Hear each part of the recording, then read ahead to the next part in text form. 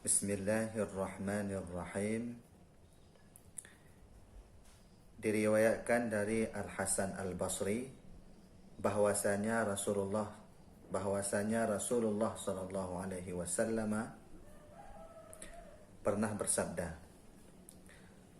"Awwalu ma yuhasabu bihil 'abdu yaumal qiyamah as-salatu, fa in kana qad atammaha hawana 'alaihi al-hisaba, wa in kana qad intaqasa minha syai'an. Qala Allah Ta'ala li malaikatihi hal li'abdin min tatawwu'in fa atimmul fariidata min at-tatawwu'i wa in tamma jara jami'ul a'mali 'ala hisabi dzalika." Al-awwalu ma yuhasabu bihil 'abdu yaumal qiyamah as-shalah. Mula pertama yang diperhitungkan atas seseorang nanti pada hari kiamat adalah solat. Apabila ia telah menyempurnakannya, maka Allah memudahkan perhitungan amalnya. Dan apabila ia mempunyai sedikit kekurangan, maka Allah Subhanahu wa taala berfirman kepada malaikatnya, "Apakah hambaku ini mempunyai solat sunat?" Bila mana kita mempunyai solat sunat, maka sempurnakanlah solat fardu itu dengan solat sunat. Apabila telah sempurna, maka amal-amal perbuatan yang lain lewat daripada hisabnya. Hadis yang bersumber daripada Al-Hasan Al-Basri bahawa Rasulullah pernah bersabda,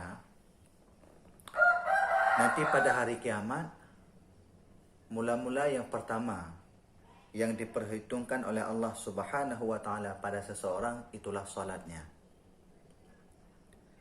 Apabila solat seseorang itu telah sempurna ia laksanakan, maka Allah Subhanahu wa taala akan memudahkan perhitungan amalnya. Jadi bila katanya perle agar supaya amal katanya mudah dihisab oleh Allah, nyan katanya payah dapat sempurna semayang.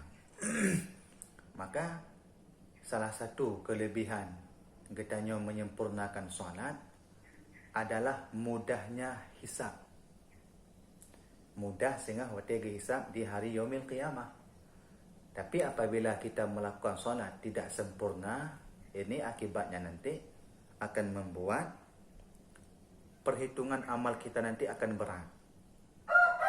Maka Rasulullah mengingatkan, orang yang sudah sempurna melaksanakan salatnya, maka Allah akan memudahkan hitungan amalnya. Artinya hisab kita sehingga ringan, hana berat. Karena yang pun keperiksa semayang, maya semayang kapah, nyan insya-Allah lain akan pah. Tapi maya semayang hana pah, nyoh lika menambah berat. Berat. Kan. Kemudian dipegah oleh Rasulullah SAW, apabila ia mempunyai sedikit kekurangan,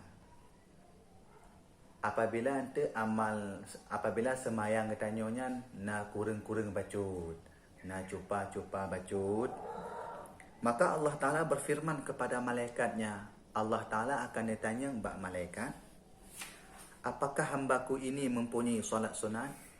Hai malaikat lun, apakah hamba lunyo na semayang sunat? Apa yang mesti qabliyah, ba'diyah, duha, tahajud, witir, dan lain sebagainya. Nyan bila kita nak cuba, Allah Ta'ala akan ketanya pernah dapat buat semayang sunat bermalaikat.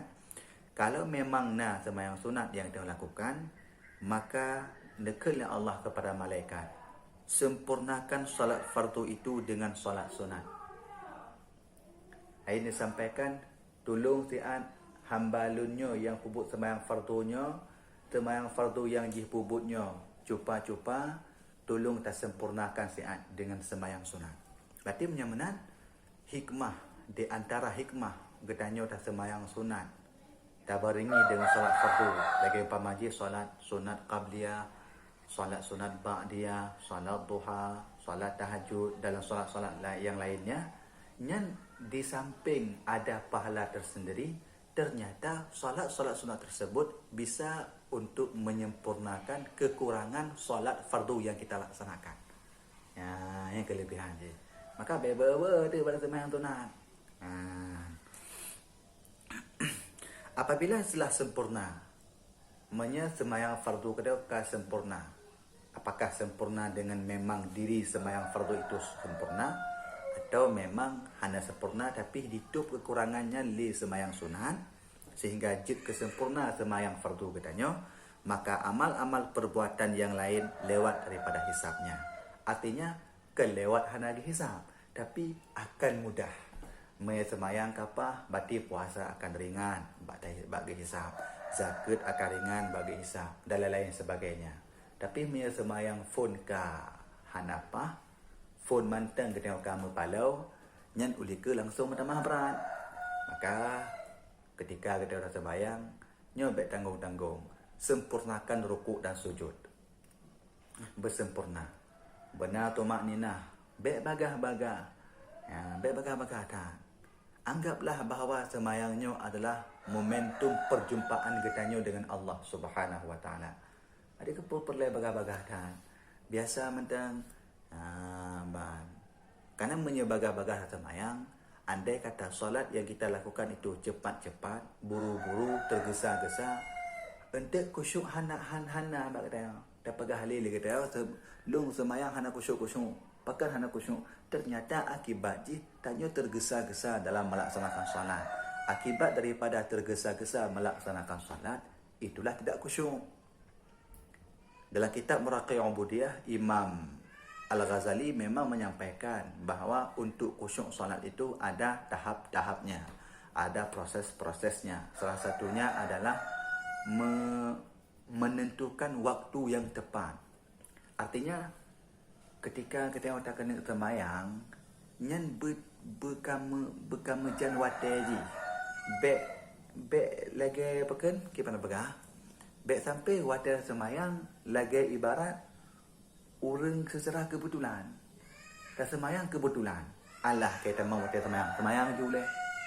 Adi hana sabah program dari katanya untuk tanda buat sembahyang tu. Nyan akibat je dah kosong. Tapi bagi pancit, katanya kata program, nyontek lulung sembahyang maghrib, bak masjid. Nyontek lulung sembahyang isya, bak masjid. Nyontek lulung sembahyang luhur, bak menasah. Nyontek sembahyang asar, bak menasah. Jadi berkata program waktu je. Jadi sesibuk apapun kegiatan katanya, apapun kegiatan katanya di luar, katanya kamu jangan waktu, pajan waktu sembahyang. Sehingga kata fokus saja. Nyontek atu, kaitan mengeluh. Pati lu gaji lu piu kerja, lu serahatian, lu pergi hero, lu mana wacut, hal dia sembahyang. Hati berprogram, nyen bagah macam kosong. Kemudian yang kedua, salah satu je baik tergesa-gesa, bersempurna. Ya, mana baca Fatihah pelan-pelan, sambil menghayati maknanya. Anggaplah bahawanya adalah perjumpaan katanya yang terakhir dengan Allah. Ada menyata anggap bahawa katanya draw tu kadang seatik mati, seatik necok oleh Allah, nyantai sembahyang kan khusyuk. Nyan kan salah satu bentuk ihsan yang diajarkan oleh Rasulullah sallallahu alaihi wasallam. Di mana suatu ketika Rasul ditanya, akhbirni 'anil ihsan. Jibril ditanya kepada Rasul, nyanna hadisnya dalam kitab Matan Arba'in An-Nawawi, hadis yang kedua. Ini tentang Islam, iman, termasuk tentang ihsan. Akhbirni 'anil ihsan ya Muhammad. Coba engkau beritahu kepadaku wahai Muhammad apa itu ihsan. Kan duduk dan pegah li Rasulullah, an ta'budallaha ka'annaka tara wa illam takun tara fa innahu yara. Sembahlah Allah seolah-olah kamu melihat Allah. Ketika kamu tidak meyakini bahawa engkau bisa melihat Allah, yakinkanlah bahawa Allah melihatmu. Artinya apa? Di versi yang lain, penafsiran dia bahawa makna ihsan adalah katanya meyakini bahawa solat yang kita laksanakan dilihat oleh Allah, atau meyakini bahawa solat yang kita laksanakan itu adalah solat kita yang terakhir. Sehingga menyata anggap Allah gekala katanya, atau tanya di takalan Allah, seolah-olah katanya berada di hadapan Allah, atau bahawa seolah-olah semayang nyo adalah semayang kedua yang terakhir, maka insya-Allah solat yang kita kerjakan itu tidak akan mungkin kita laksanakan dengan secara tergesa-gesa.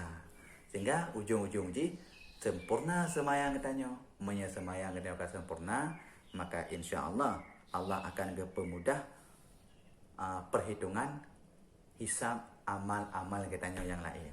Ya.